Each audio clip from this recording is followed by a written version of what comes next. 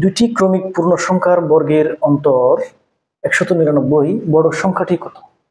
আমাদের যদি বলা হয় দুটি ক্রমিক পূর্ণ সংখ্যার বর্গের অন্তর দেওয়া থাকে, তাহলে আমরা এমন দুটা ক্রমিক সংখ্যা হবে যে দুটো ক্রমিক সংখ্যাকে বর্গ করলে একটার অপরটা থেকে বিয়োগ করি আমরা 199 পাই। তাহলে আমরা বড় সংখ্যাটি কত? আমরা কোন দুটো সংখ্যাকে বর্গ করে বর্গের উপরে যদি বিয়োগ করি তাহলে আমরা 199 পেলাম। আমরা এখানে একটা শর্টকাট আমরা নিয়ম মনে রাখতে পারি, ছোট সংখ্যা সমান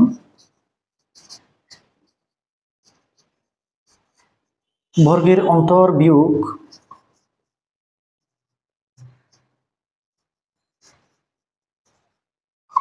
বিয়োগ 1 ডিভাইডেড বাই 2। আমরা এখানে একটা শর্টকাট সূত্র মনে রাখতে পারি, ছোট সংখ্যা সমান বর্গের অন্তর ডিভাইডেড -1 ডিভাইডেড বাই 2।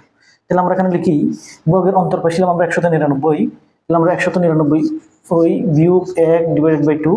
199 থেকে 100 গেলে 198 হয়। 198কে 2 দিয়ে ভাগ, 198কে যদি আমরা 2 দিয়ে ভাগ দিই তাহলে আমরা 99 পাই।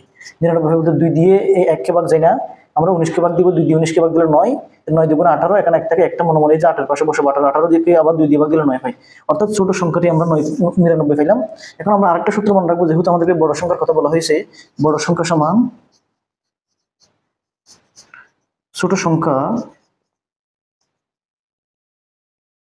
যোগ 1, ছোট সংখ্যা যোগ 1। তাহলে আমরা ছোট সংখ্যা বসালাম, ছোট সংখ্যা 99 যোগ 1 অর্থাৎ 100। তাহলে আমাদের আনসার হবে 100।